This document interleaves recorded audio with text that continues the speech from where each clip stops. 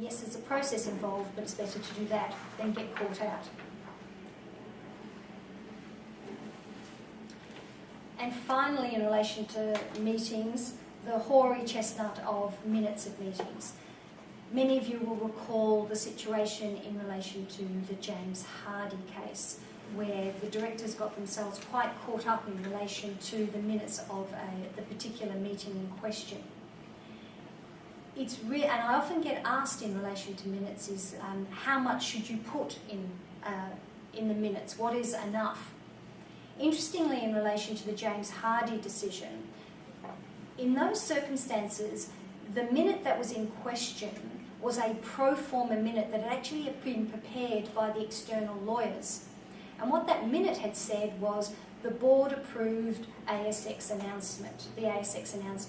And it was as simple as that. It was about a 2-line minute.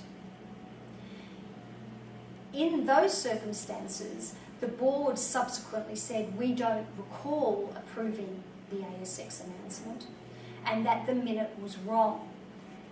That's where the directors on the James Hardy case got themselves into a bit of a knot, because they're saying that the minute was incorrect, yet 6 weeks, I think it was actually 2 months after the relevant board meeting, they had actually approved the board minute, which they subsequently claimed was incorrect.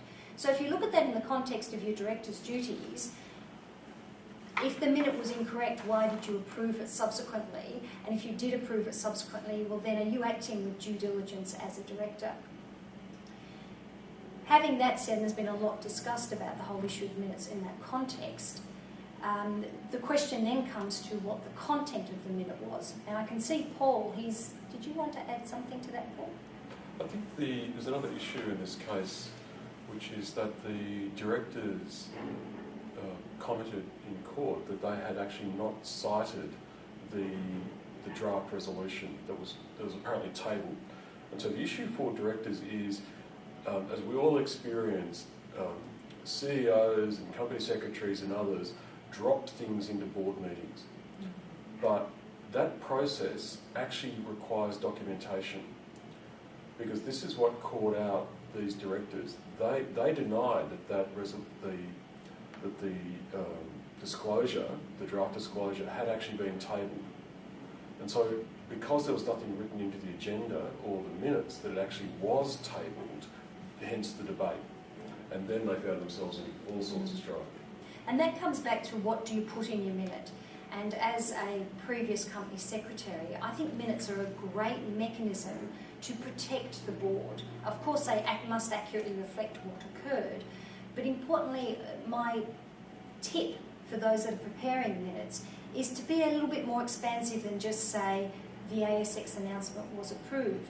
As Paul pointed out, it would be more important, it would have been more helpful, for example, to have said draft XYZ of the ASX announcement was tabled at the meeting. There was discussion about the draft. Some key issues were identified, and then if it were approved, then the board proceeded to approve it. That would have been very helpful in the James Hardy case for the overseas directors, because it would then have been evident, as they argued, that they would not have seen the latest draft because they were phoning in from the United States and may not have had visibility of it unless they had some technology to assist. Whereas those directors, when they said, well, we never saw it, the judge quite rightly, and the High Court subsequently quite rightly said, but there's no evidence in the minutes that you did not see the announcement, so we need to take the minute for what it says verbatim. In terms of minute practice, of course, given the James Hardy case, it's got a lot of focus now. So not only are we now looking at the content of the minutes, it doesn't have to be a blow-by-blow content though. It doesn't have to be that Sally said this and John said that. But it does need to be reasonably descriptive to show that the particular issue has been considered.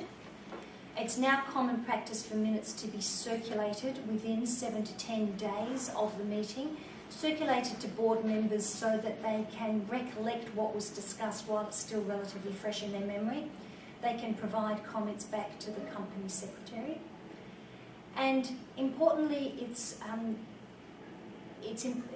you need to also keep alongside your minutes, which we've got in here in the second last dot point, an action list, so that you can keep in mind what is outstanding on a rolling basis from meeting to meeting, particularly if meetings are, say, 2 or 3 months apart, which often happens in the not-for-profit space.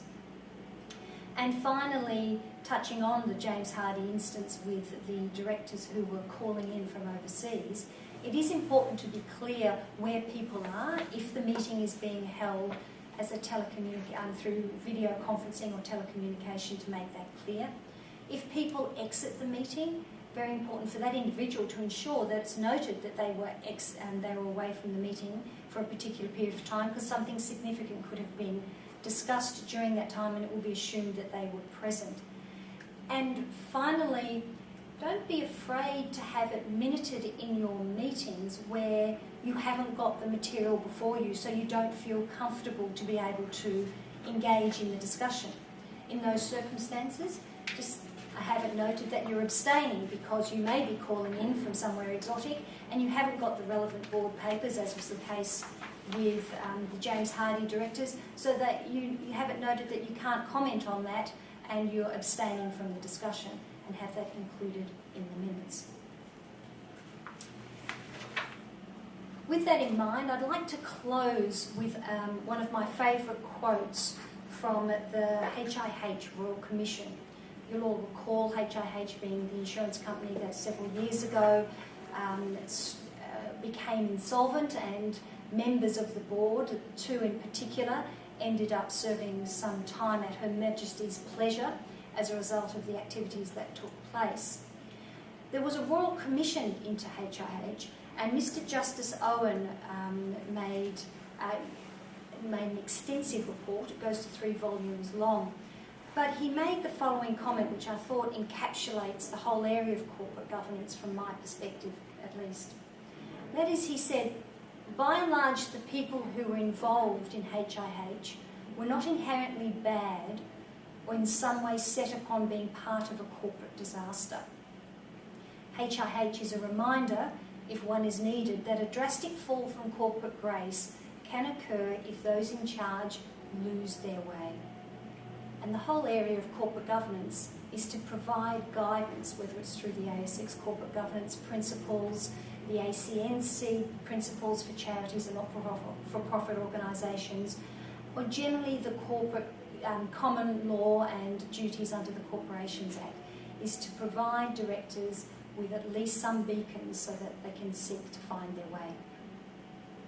Paul, would you have anything else to add? Thank you, Sarah. I think we're extremely fortunate today to have the breadth of knowledge and experience in the room. And so with that, I'd like to, of both Paul and Sarah, and I'd like to go to question time. We've had some questions coming through on the text, and I'll just relay that number again, 0427 659 140.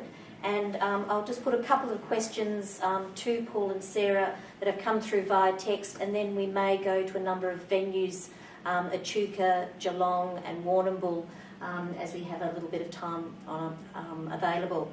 So in one of the first questions was in relation to the ACNC.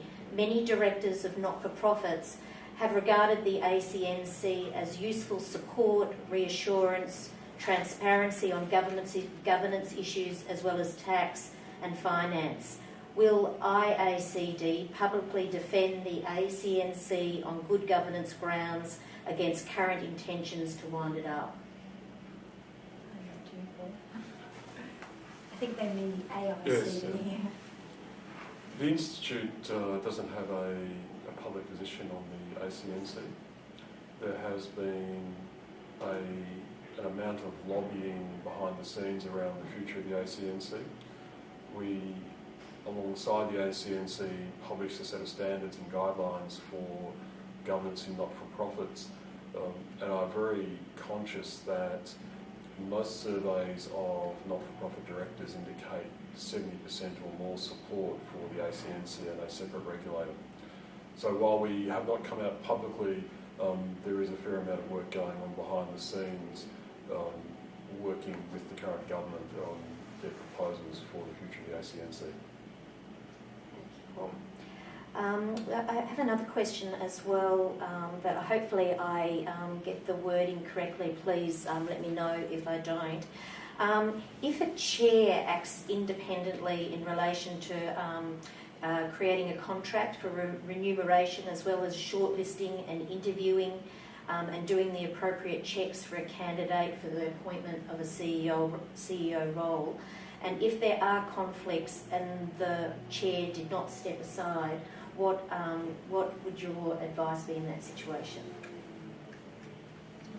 Well, I think the first point to make there is it's not, and I'm not suggesting this is the case that's being put forward, but it's not for the chair to decide, it's for the board to decide how to manage that conflict. So the issue would be for the disclosure to be made, and then you'll recall some of the pointers that were on one of the slides as to how the board should decide it should proceed, having regard to the disclosure. In some instances, it might be appropriate that the individual still be involved in the appointment, or it might be better taking it the other extreme for a separate committee to be formed to address it, so there's no suggestion whatsoever that there's been any partisan nature to the appointment, particularly given a CEO appointment, which of course is one of the more significant things the board does. Would you like to add anything? There's a point of difference between directors and managers that sometimes traps people. Boards act as a whole. You know, the decision-making power a board has is as a collective, not as individuals. And so action-orientated people often get really caught with wanting to make stuff happen outside of board meetings. But they actually can't, because as a director, you're actually working as a collective around the board table, but you're working through management.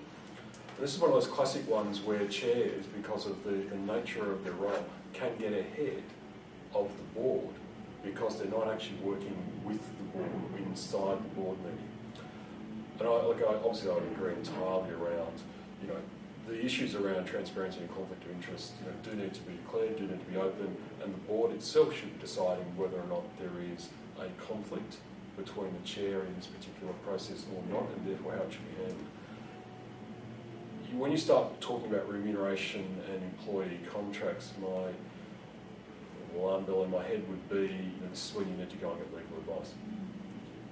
Because you're now moving into contractual situations with employees, and depending on how far this process has gone, and you should be getting appropriate technical advice. Thanks, Paul. The next question may be even more to add comment on. It's in relation to the director's responsibility for risk. Does the board of the ANZ have responsibility for management decisions regarding Cambodian sugar company found to be breaching environmental and social standards? So whether or not that might be something just to comment on, or... Look, I won't comment on ANZ and the news that's just occurred in the last 2 days. I'll make general observations that boards will aggregate risk up, and there'll be a class of risk they'll put into a bucket of reputational risk. And I'm quite sure many organisations that deal multinationally will be very conscious of the reputational impact that their organisation or their subsidiaries or their particular stakeholders, contractors, have on impacting small and poor countries. And there's been many examples of that. Nike comes to mind as an example of that. So boards are certainly very conscious of the reputational risk involved when they operate in overseas jurisdictions. And I'm quite sure that in Australian listed boards, they are very aware of these issues and will be on top of them.